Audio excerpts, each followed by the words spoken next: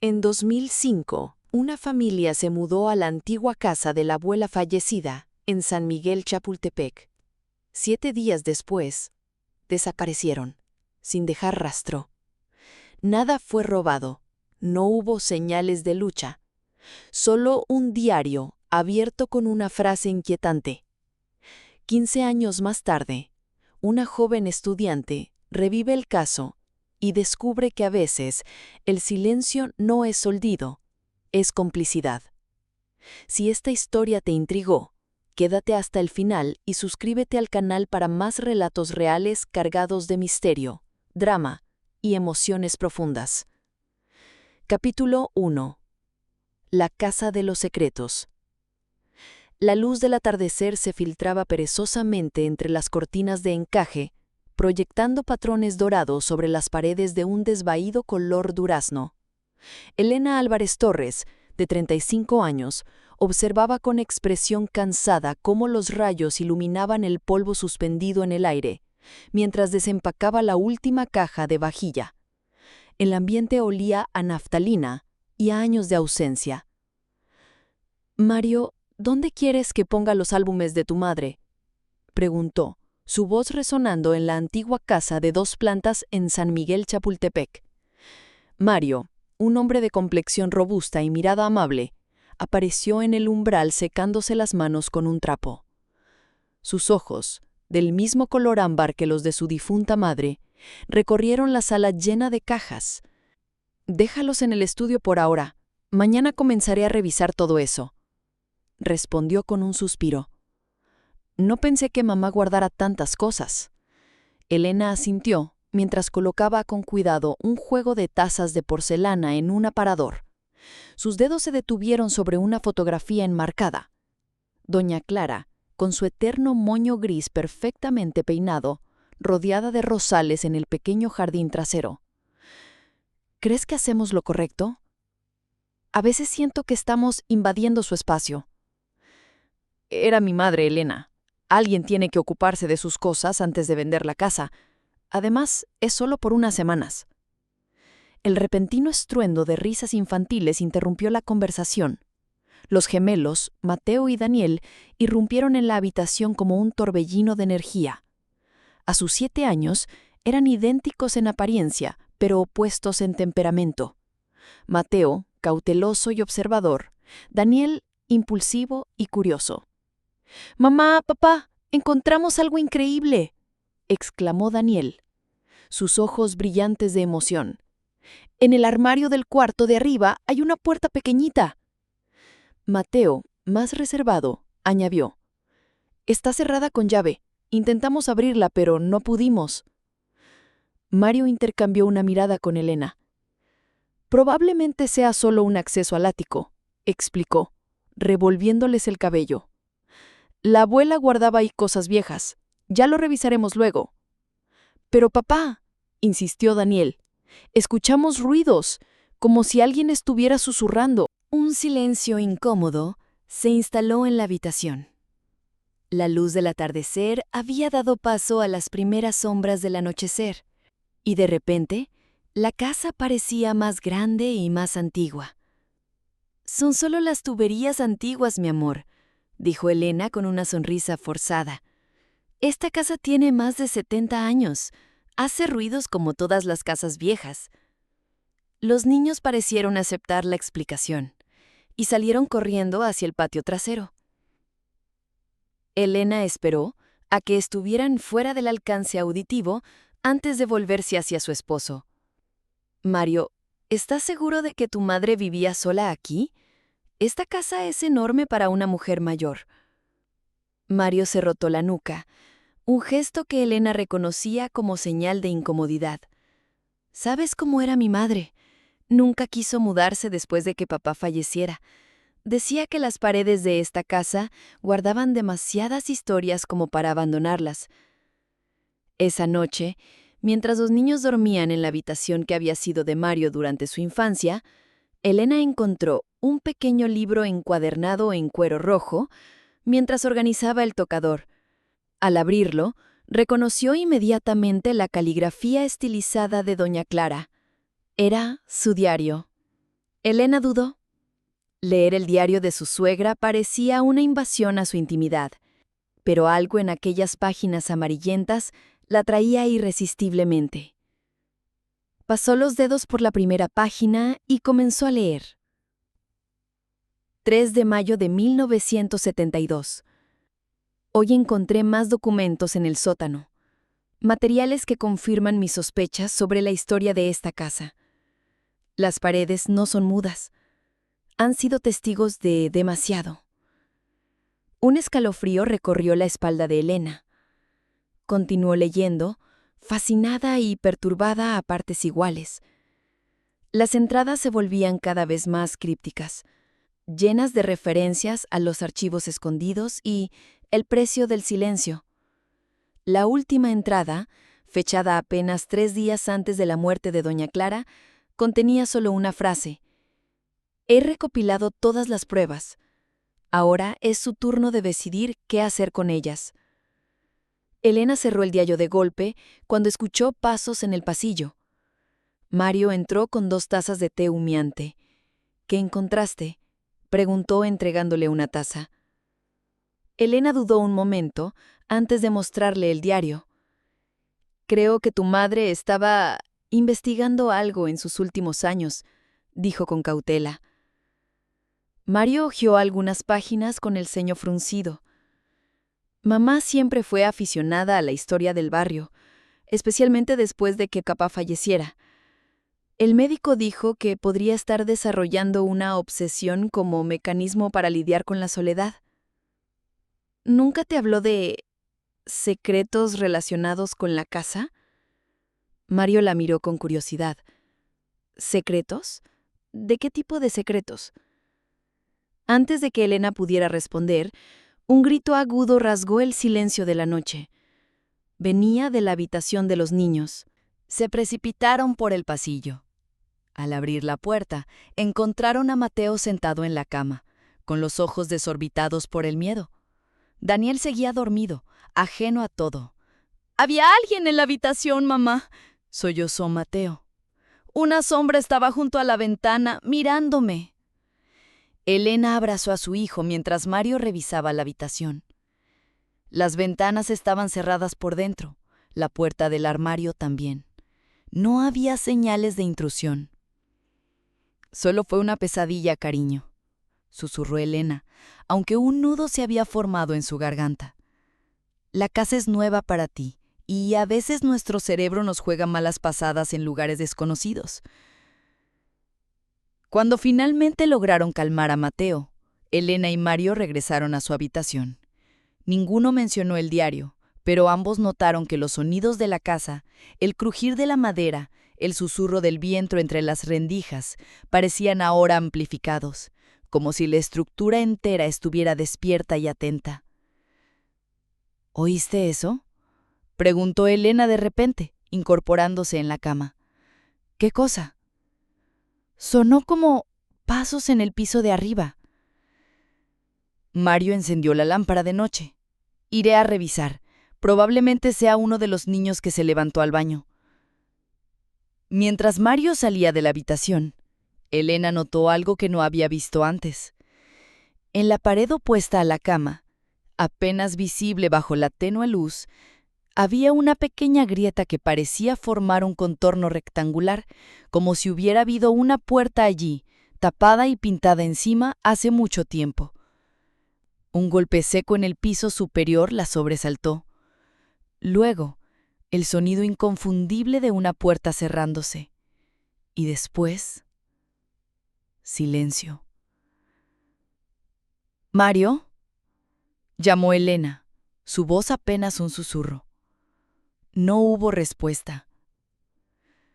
Si te ha intrigado esta historia sobre los secretos ocultos en las paredes de una antigua casa mexicana, no olvides suscribirte a nuestro canal para descubrir qué ocurrió con la familia Álvarez Torres. En el próximo capítulo, conoceremos más sobre el misterioso pasado de doña Clara y los oscuros secretos que investigaba. Activa la campanita para no perderte ninguna actualización. Capítulo 2. Ecos del pasado. La vecina de enfrente, Doña Carmela Vázquez observaba con atención la casa de los Álvarez Torres mientras regaba sus geranios. A sus 78 años, había sido testigo de la historia completa del vecindario, y aquella casa particular siempre había despertado en ella una mezcla de curiosidad y recelo. Vio a Elena salir al pequeño porche delantero, con aspecto ojeroso y una taza de café entre las manos. «Buenos días, vecina», saludó Carmela con una sonrisa que no llegaba a sus ojos. «¿Cómo va la mudanza?» Elena pareció sobresaltarse, como si no hubiera notado la presencia de la anciana. «Buenos días. Bien, gracias, aunque todavía hay mucho por organizar». «¿Y cómo están durmiendo?» «Las casas antiguas suelen ser inquietas por las noches». Algo en el tono de Carmela hizo que Elena sintiera un escalofrío. «En realidad anoche fue algo difícil. Mi hijo mayor tuvo pesadillas».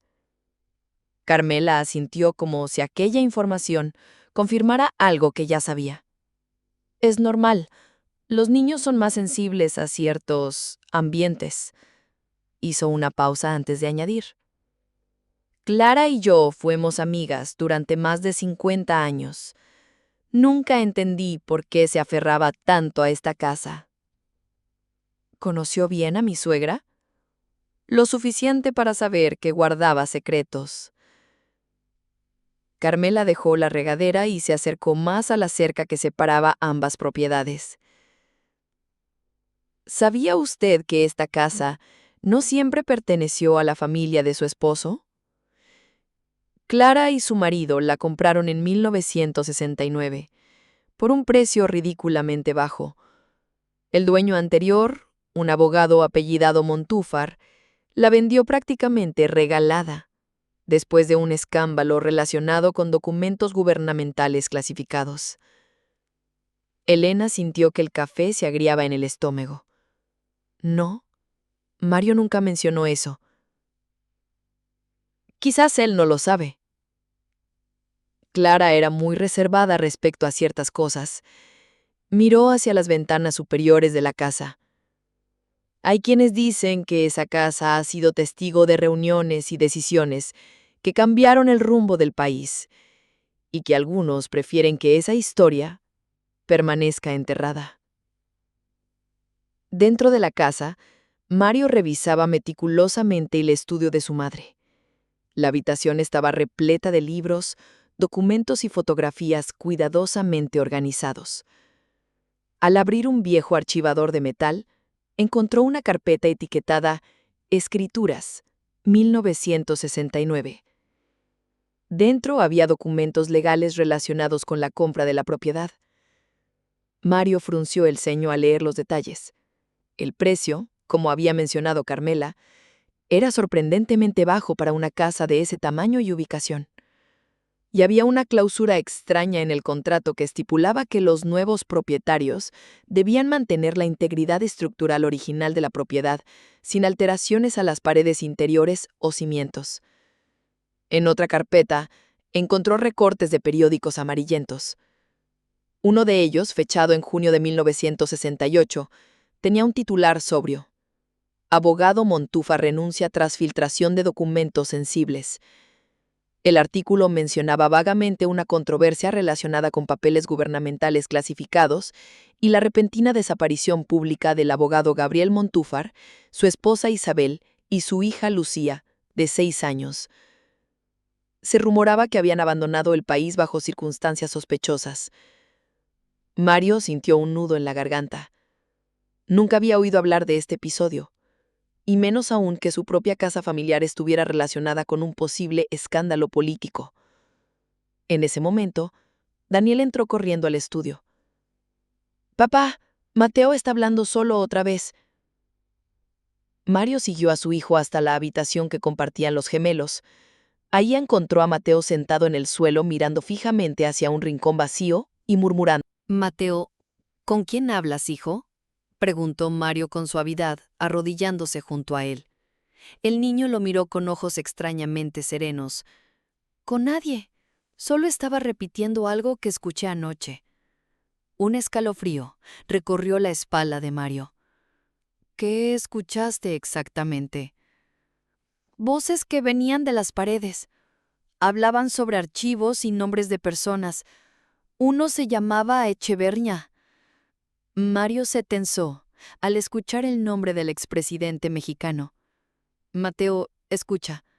A veces cuando estamos medio dormidos, nuestra mente mezcla cosas que hemos oído en alguna parte. Pero papá, las voces sonaban como si vinieran de un radio antiguo, y mencionaron que alguien llamado Montúfar sabía demasiado. Mario miró a Daniel, quien asintió confirmando lo que decía su hermano. Es verdad, papá. Yo también lo escuché. Sonaba como si hubiera un radio encendido dentro de las paredes. En la cocina, Elena preparaba el almuerzo mientras reflexionaba sobre su conversación con Carmesa. Algo en la historia de la casa le provocaba una inquietud creciente. Al abrir un antiguo aparador para buscar más platos, encontró un sobre amarillento escondido en el fondo del mueble. Dentro, había una fotografía en blanco y negro de una familia.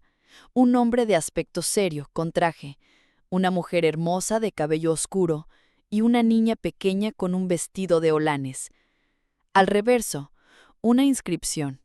Familia Montúfar, 1967. Junto a la fotografía, había una llave antigua y un recorte de periódico doblado cuidadosamente. El titular decía: Continúa investigación sobre documentos clasificados del 68. El artículo, fechado en 1972, mencionaba brevemente que algunos archivos relacionados con los eventos de Tlatelolco seguían desaparecidos y que el último en tenerlos había sido el abogado Gabriel Montúfar antes de su repentina salida del país. Elena dio un respingo cuando escuchó un ruido sordo proveniente del piso superior, como si algo pesado hubiera caído.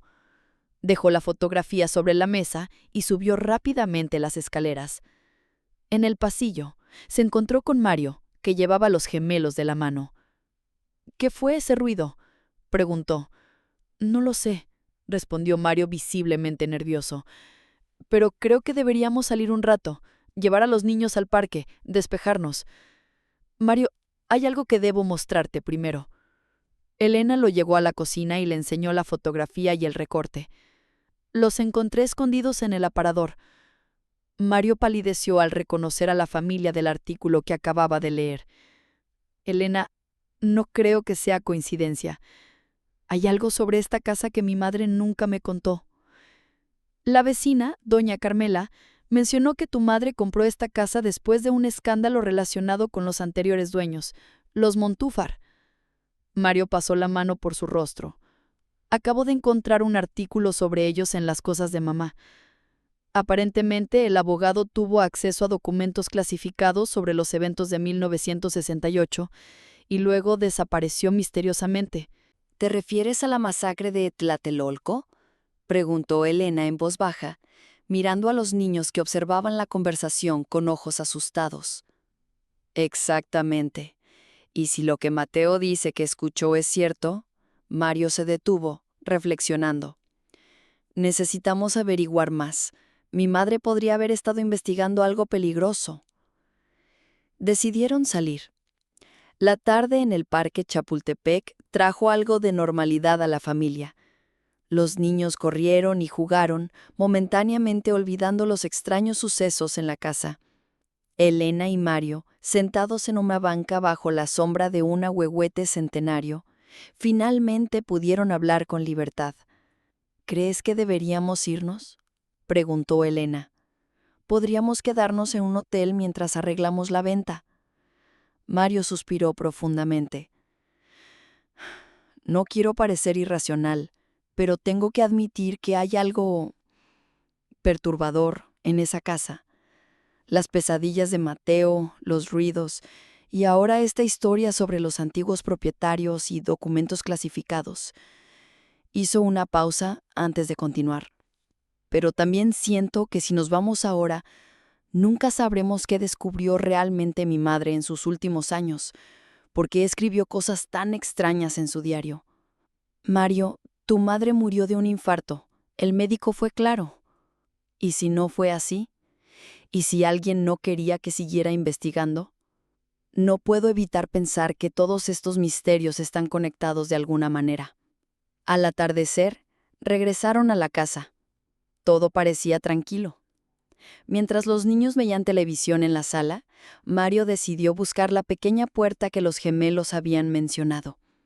En el armario del cuarto de huéspedes, parcialmente oculta tras cajas viejas, encontró una puertecilla de madera de aproximadamente 1 metro de altura.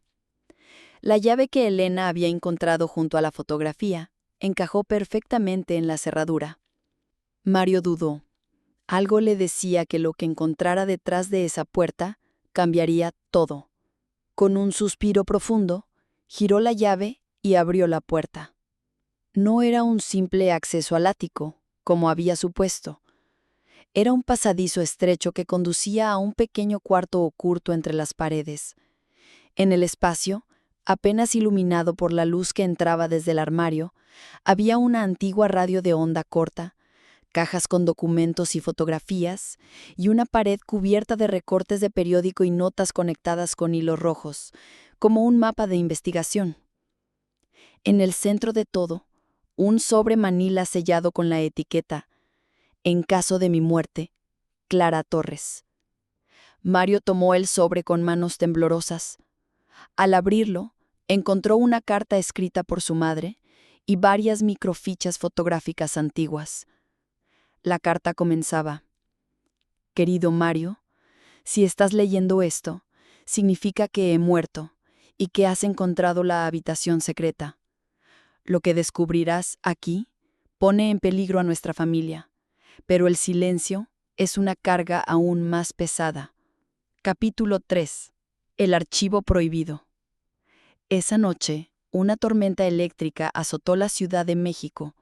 Los relámpagos iluminaban intermitentemente la antigua casa de San Miguel Chapultepec, mientras Mario y Elena, sentados en el suelo del estudio, examinaban con creciente inquietud los documentos encontrados en la habitación oculta. La carta de doña Clara revelaba una historia que Mario jamás hubiera imaginado. Su madre, antes de casarse, había trabajado como secretaria en el departamento judicial a finales de los años 60. Allí había conocido a Gabriel Montúfar, un abogado asignado a la clasificación de documentos relacionados con los eventos de Tlatelolco de 1968. Según esto, dijo Elena señalando un párrafo de la carta, Montúfar descubrió pruebas de que la orden de disparar contra los estudiantes vino directamente de altos mandos gubernamentales y no fue una respuesta espontánea como se afirmó oficialmente. Y aparentemente hizo copias de esos documentos, continuó Mario, extendiendo sobre la mesa algunas de las microfichas. Documentos que implicaban directamente a figuras que luego ascendieron a las más altas esferas del poder. Tu madre escribe que los Montúfar nunca abandonaron el país, murmuró Elena, con un escalofrío. Dice que fueron silenciados y que el gobierno ofreció esta casa a precio reducido a cualquiera que aceptara comprarla sin hacer demasiadas preguntas. Y mis padres la compraron, concluyó Mario, pasándose una mano por el rostro. Probablemente sin saber la verdadera historia. Pero con los años, mi madre empezó a notar cosas extrañas. Entre los documentos había informes detallados escritos por doña Clara, sonidos inexplicables en las paredes, interferencias en los aparatos electrónicos que reproducían fragmentos de conversaciones antiguas, y lo más perturbador, durante una renovación menor en 1986, los trabajadores habían encontrado un espacio sellado entre los muros, con evidencia de que alguien había estado allí. La casa tiene un sistema de tuberías antiguo que actúa como un conducto acústico, explicó Mario, leyendo las notas de su madre. Aparentemente, bajo ciertas condiciones atmosféricas, las vibraciones pueden reproducir sonidos captados décadas atrás, como si las paredes hubieran grabado fragmentos de conversaciones. ¿Como una grabación acústica natural?, preguntó Elena, escéptica. Exactamente. Es un fenómeno documentado en algunas estructuras antiguas, y eso explicaría lo que los niños dicen haber escuchado. pero no explica por qué tu madre creía que los Montúfar fueron asesinados aquí. Mario extrajo otra hoja de papel del sobre. Era una copia de un informe policial confidencial fechado en 1970, donde se mencionaba el hallazgo de restos biológicos no identificados durante una inspección rutinaria del sistema de drenaje de San Miguel Chapultepec. El informe había sido archivado sin seguimiento. Mi madre pasó años investigando en secreto. Construyó esa habitación oculta para estudiar los documentos sin ser descubierta.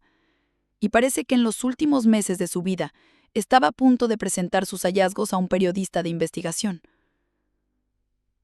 Un trueno particularmente fuerte sacudió las ventanas, y la luz parpadeó antes de apagarse por completo. La casa quedó sumida en la obscuridad, iluminada ocasionalmente por los relámpagos. Iré a revisar a los niños, dijo Elena encendiendo la linterna de su teléfono. Al llegar a la habitación de los gemelos, encontró las camas vacías. El pánico se apoderó de ella. ¡Mario!, gritó, corriendo de vuelta al pasillo. «Los niños no están». Buscaron frenéticamente por toda la casa, llamándolos. Finalmente, un débil resplandor que provenía del sótano atrajo su atención. Bajaron las escaleras con cautela. En el sótano, Mateo y Daniel estaban sentados en el suelo frente a un viejo televisor que, inexplicablemente, funcionaba a pesar del corte de energía. La pantalla solo mostraba estática, pero los niños la miraban fascinados. «¿Qué hacen aquí abajo?», preguntó Elena abrazándolos aliviada. «Escuchamos voces», respondió Mateo sin apartar la vista de la pantalla. «Dicen que hay archivos escondidos debajo del piso». Mario examinó el televisor.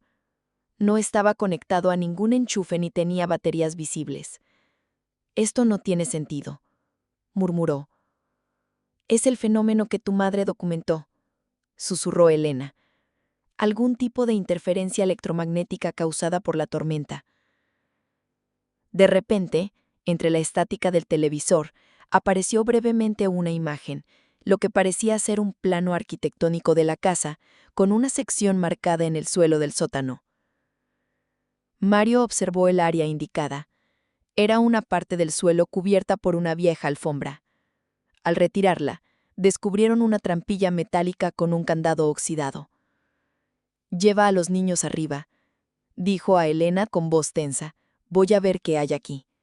«No te dejaré sola», respondió ella firmemente. Después de poner a los gemelos a salvo en la sala con linternas y mantas, regresaron al sótano. Mario forzó el candado con una palanca encontrada entre las herramientas. La trampilla se abrió con un chirrido metálico, revelando una escalera que descendía hacia la oscuridad. «Esto no aparece en ningún plano de la casa», murmuró Mario. Con las linternas de sus teléfonos iluminando el camino, bajaron cautelosamente los peldaños. El espacio inferior era una habitación de concreto, aproximadamente de 3 por 4 metros, con paredes desnudas y suelo de cemento. Contra una pared había un viejo archivador metálico y en el centro una mesa con un proyector de microfichas antiguo. «Es un búnker», dijo Elena reconociendo la estructura, «construido probablemente durante la Guerra Fría». «O un lugar para interrogatorios clandestinos», añadió Mario sombríamente, recordando la historia política de México en los años 60 y 70. El archivador contenía docenas de carpetas con documentos clasificados, informes de vigilancia a estudiantes y activistas, órdenes operativas para el 2 de octubre de 1968, y lo más escalofriante, una lista de neutralizaciones, con nombres y fechas. «Esto es dinamita política», susurró Elena. «Documenta operaciones encubiertas del gobierno contra disidentes, con nombres, fechas, lugares. Algunos de estos hombres aún están en posiciones de poder. Y los Montúfar descubrieron este lugar», concluyó Mario. «Por eso desaparecieron». Un ruido en las escaleras los sobresaltó. Al volverse, vieron a Mateo parado en el umbral, con expresión asustada. «Hay alguien en la casa», dijo el niño con voz temblorosa. un hombre que estaba hablando con doña Carmela. Entraron juntos. Mario y Elena subieron apresuradamente, llevando consigo algunos documentos clave. Al llegar al primer piso, escucharon voces en la cocina. Mario indicó a Elena que tomara a los niños y se escondieran, mientras él se acercaba sigilosamente a investigar. En la cocina, iluminada por velas, doña Carmela estaba sentada a la mesa con un hombre mayor, de aspecto distinguido y cabello canoso. Sobre la mesa había varios sobres y lo que parecía ser un contrato. «Le digo que no hay forma de contactarlos», decía Carmela. «Nadie los ha visto desde ayer. Los plazos se agotan», respondió el hombre con voz grave. «Si no firman la venta voluntariamente, tendremos que recurrir a otras medidas. No podemos permitir que estos documentos salgan a la luz después de tantos años».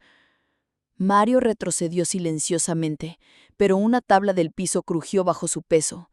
Las voces en la cocina se detuvieron abruptamente. «¿Quién anda ahí?», llamó el hombre. Sin esperar respuesta, Mario corrió hacia donde Elena y los niños se ocultaban, en el estudio. «Tenemos que salir de aquí, ahora», susurró urgentemente.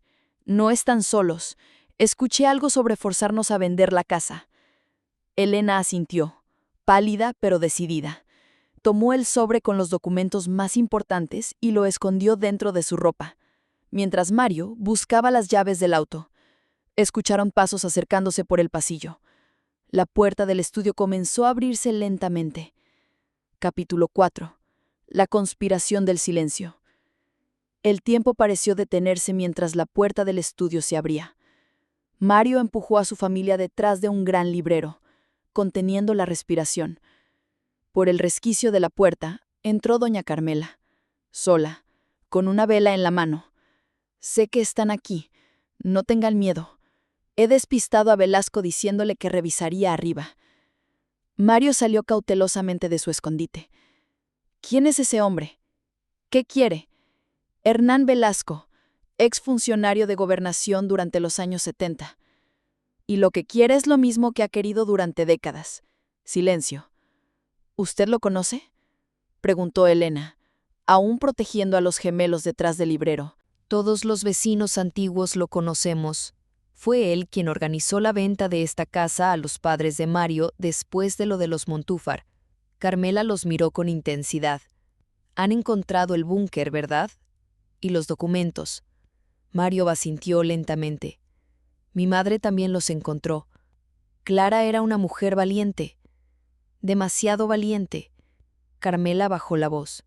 «Su muerte no fue un infarto natural. 3 días antes me confió que había reunido suficientes pruebas para exponer toda la verdad sobre Tlatelolco y las operaciones posteriores. ¿Está diciendo que mi madre fue silenciada?». «Sí, como los Montúfar y como otras familias antes que ellos». Carmela se acercó a la ventana, vigilando. «Velasco representa a un grupo de exfuncionarios que han mantenido esta conspiración de silencio durante décadas. Cualquier persona que amenace con exponer la verdad sobre Tlatelolco termina desapareciendo». «¿Por qué nos está ayudando?», preguntó Elena con desconfianza. «Porque ya estoy vieja y cansada de guardar secretos», respondió Carmela con tristeza. «He sido cómplice por miedo durante demasiado tiempo.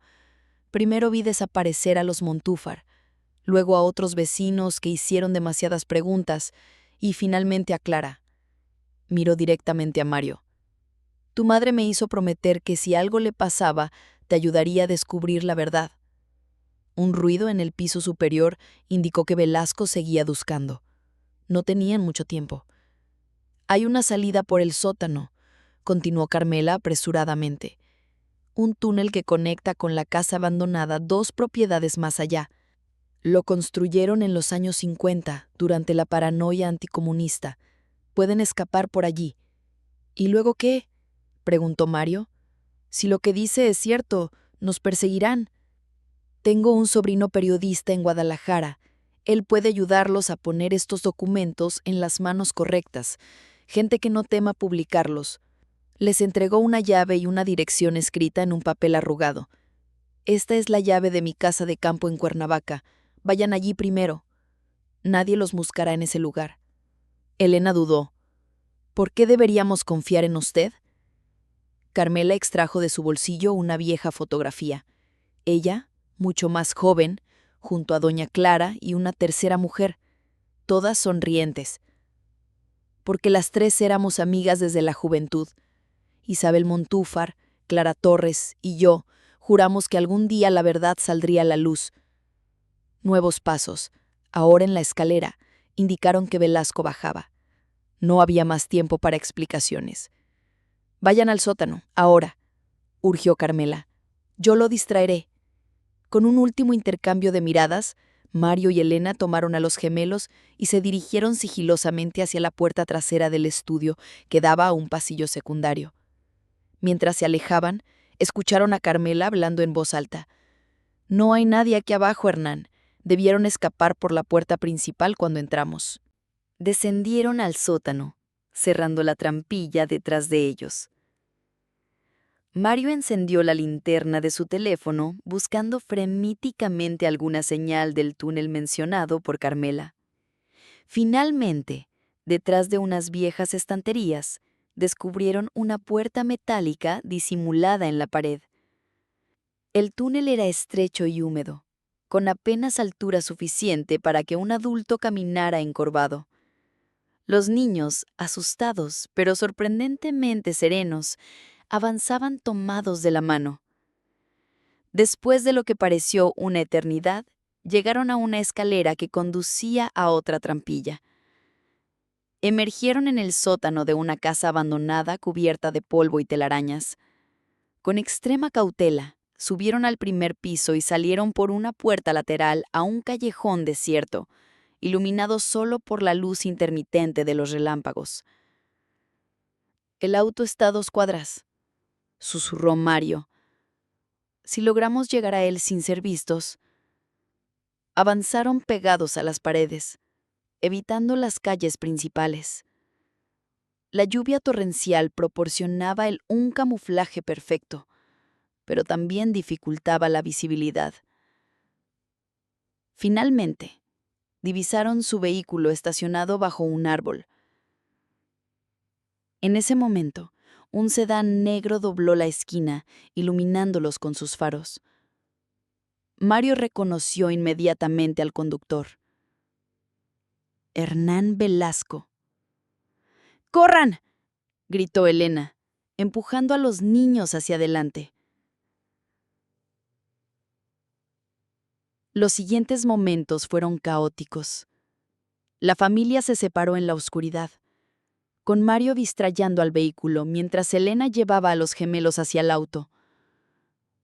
Logró alcanzarlos justo cuando Elena encendía el motor.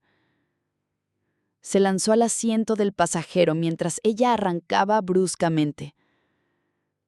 El sedán negro los persiguió por varias cuadras, hasta que Elena, en una maniobra desesperada, se metió por un callejón demasiado estrecho para el otro vehículo. Cuando finalmente llegaron a una avenida principal, no había señales de sus perseguidores. ¿Todos están bien?, preguntó Mario, volviéndose hacia el asiento trasero donde los gemelos, pálidos pero ilesos, asintieron en silencio. ¿A dónde vamos ahora?, preguntó Elena, aferrándose al volante con manos temblorosas.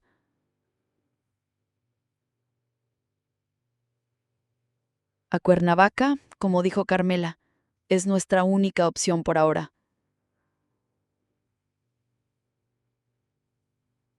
Mientras se alejaban de la ciudad bajo la tormenta implacable, ninguno de ellos notó la camioneta oscura que comenzó a seguirlos a distancia prudente. En la antigua casa de San Miguel Chapultepec, doña Carmela observaba por la ventana la lluvia azotando los cristales. Detrás de ella, Hernán Velasco marcaba furiosamente un número en su teléfono. «Los perdimos», informaba con frustración. «Pero tenemos vigiladas todas las salidas de la ciudad». «No importa», respondió Carmela cuando Velasco colgó. Nunca los encontrarán. El hombre la miró con suspicacia. ¿Sabes algo que no me estás diciendo, Carmela? Sé muchas cosas, Hernán. Cosas que he callado durante 50 años. La anciana se volvió hacia él con una mirada desafiante, pero ya no más. He enviado copias de todos los documentos a varias redacciones esta mañana. Si algo me sucede, o si la familia no llega a su destino, todo saldrá a la luz. Velasco palideció. No te atreverías. Hay demasiadas personas implicadas, demasiados nombres poderosos. Exactamente, y ya es hora de que paguen por lo que hicieron. Carmela sonrió con amargura. Tú mismo lo dijiste, los plazos se agotan. A kilómetros de distancia, en la carretera a Cuernavaca, la familia Álvarez Torres enfrentaba un futuro incierto. Los documentos que llevaban consigo podrían exponerlos a un peligro mortal, o finalmente traer justicia para las víctimas silenciadas de un capítulo oscuro de la historia mexicana.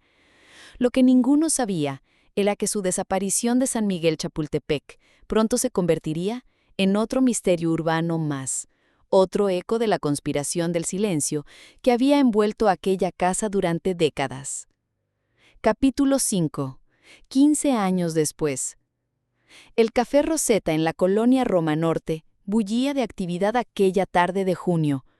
Sofía Herrera, una joven estudiante de psicología de la UNAM, esperaba nerviosamente en una mesa junto a la ventana. Frente a ella había desplegado varias carpetas con recortes de periódicos antiguos y fotografías.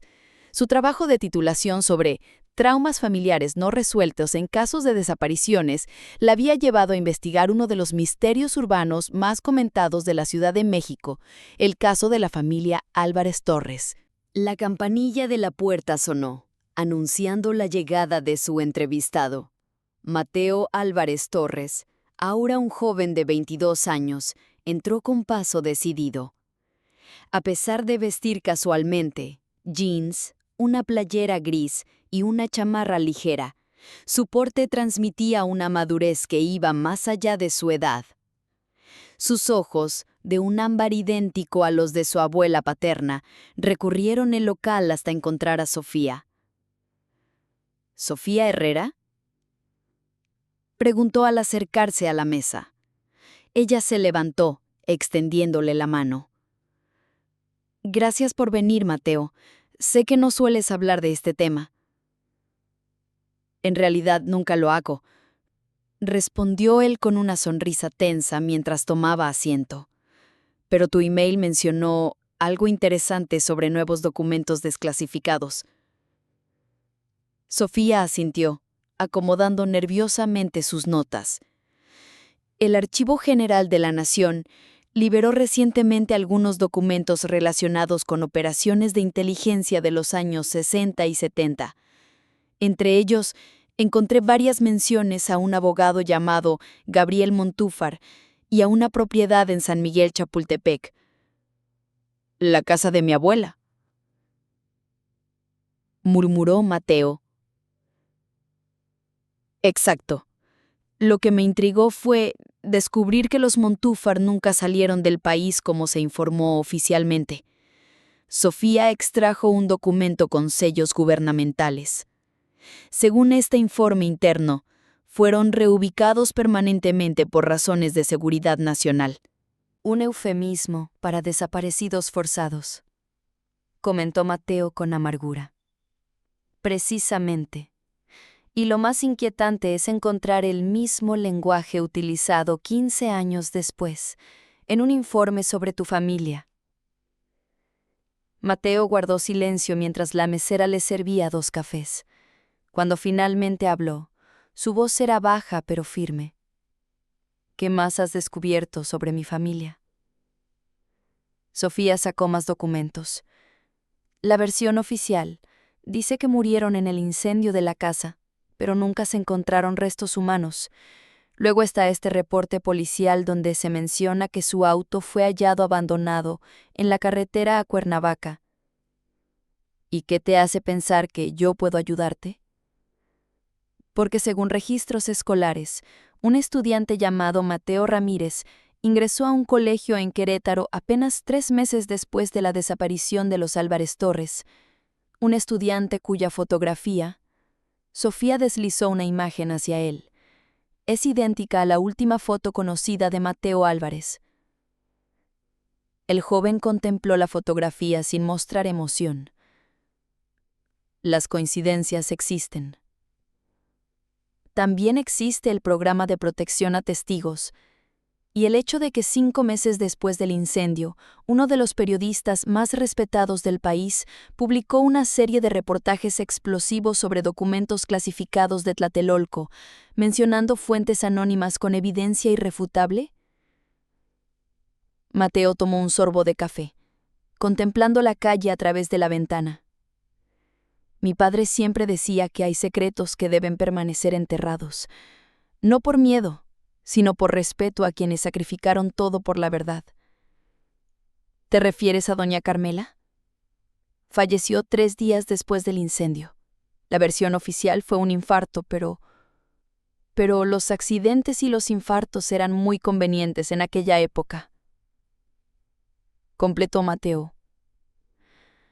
Suspiró profundamente antes de continuar. ¿Qué quieres saber exactamente, Sofía? La verdad. ¿Qué pasó realmente con tu familia? ¿Cómo lograron desaparecer exitosamente? ¿Y por qué después de 15 años has decidido volver a México con tu verdadera identidad? El joven extrajo de su bolsillo una pequeña libreta de cuero rojo, idéntica al diario que Elena había encontrado 15 años atrás. Porque el último de los hombres implicados en aquella conspiración murió hace un mes. Hernán Velasco, exfuncionario de Gobernación, falleció en una clínica privada de Polanco. ¿Y eso significa que ya no hay peligro? Significa que ahora puedo contarlo todo sin poner en riesgo a más personas. Mateo abrió la libreta y se la entregó. Este es el diario original de mi abuela. Contiene nombres, fechas, ubicaciones, toda la red de complicidad que permitió el encubrimiento de Tlatelolco y las operaciones posteriores contra disidentes. Sofía hojeó el diario con manos temblorosas. Esto es histórico. ¿Por qué me lo muestras a mí? Porque tu tío abuelo, Javier Herrera, fue uno de los periodistas que ayudó a mi familia a escapar. Él recibió los documentos que mis padres salvaron aquella noche y los publicó protegiendo nuestras identidades. Sofía palideció. Mi tío Javier nunca mencionó, ni lo haría. Era un hombre de principios. Incluso en su lecho de muerte, mantuvo nuestro secreto. Mateo la miró fijamente. Cuando recibí tu email, investigué tu apellido. No creo en coincidencias de este tipo. Yo no sabía nada de esto, susurró Sofía. Elegí este tema de investigación porque mi tío siempre hablaba de la importancia de no olvidar, de buscar verdades ocultas. Te estaba guiando, a su manera. Mateo sonrió levemente. Tu tío y mi padre mantuvieron correspondencia durante años. Después de que mi padre falleció hace 3 años, encontré entre sus pertenencias cartas donde mencionaba que Javier tenía una sobrina brillante que algún día continuaría su legado.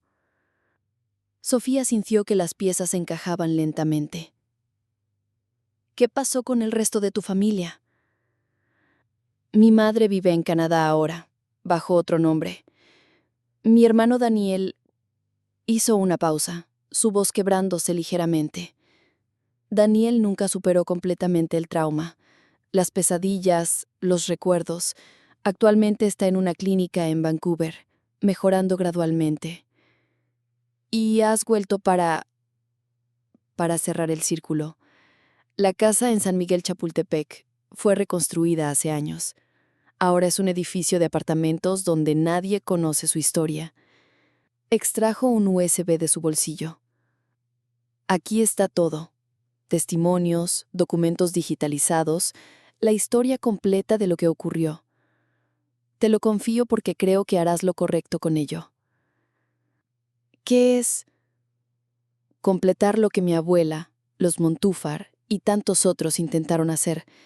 Exponer la verdad completa, no solo fragmentos. Los documentos que se publicaron hace 15 años fueron solo la punta del iceberg. Mientras hablaban, ninguno de los dos notó al hombre de mediana edad sentado en una mesa cercana, aparentemente absorto en su periódico.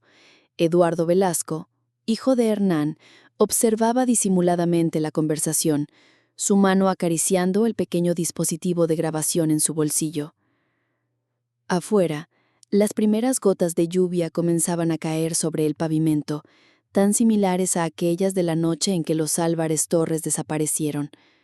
En el viejo barrio de San Miguel Chapultepec, los nuevos residentes del moderno edificio construido sobre los cimientos de la antigua casa vivían ajenos a los secretos que una vez resonaron entre esas paredes. Porque algunas historias nunca terminan realmente, solo cambian de narradores.